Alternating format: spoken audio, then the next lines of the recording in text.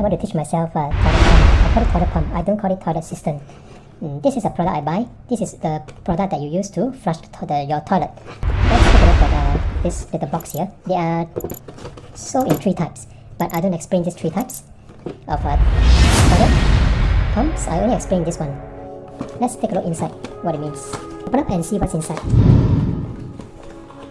You have a little button here for you to flush your toilet, and the most important part is this toilet pump. This is where all the magic happens. When you press on this button, the water exits through this hole somewhere here. When you change the toilet pump, you don't change the bottom because the bottom is attached to the water tank. This level here, can you see? Now this level is the water tank. This thing is at the underneath it.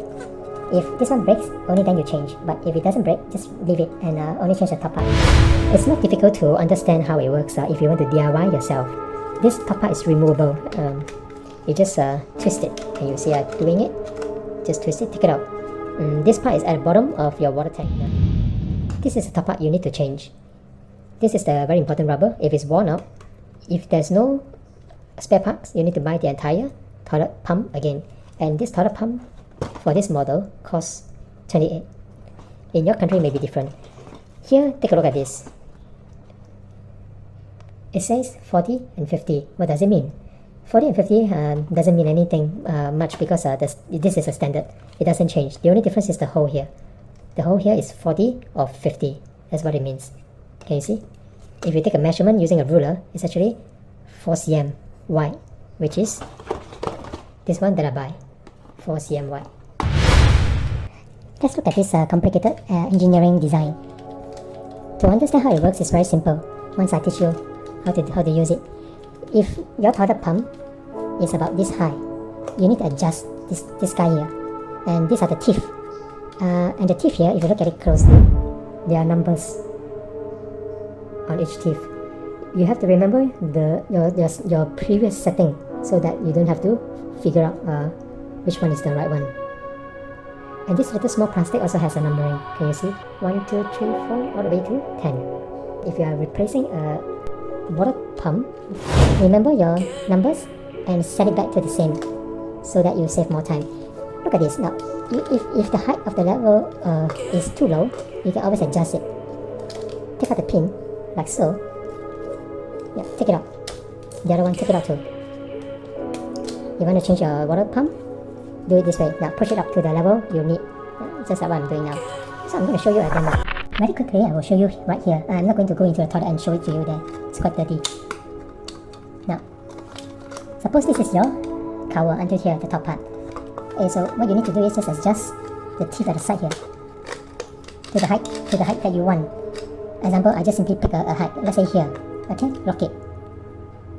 But you don't need to simply pick one because you can follow back your existing height and measurement and lock it to the same. It will work unless it is a new toilet. Now look at what I'm doing. I'm just locking it right now. Done. And this part here, if you look at here, it has to be like up to around horizontal for this to touch. Not like this. Otherwise, it would be too far. Okay. No.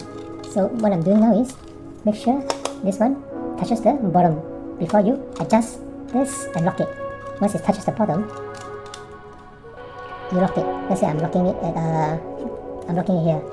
Let's say I'm locking it here as an example. Okay, done. So when I press this, I will show it like this to you. So when I press this, it actually goes up.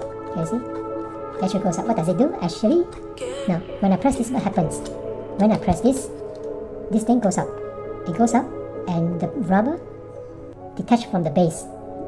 When that happens, the hole is exposed. The water go into the toilet tank, the toilet bowl, and flushes the toilet.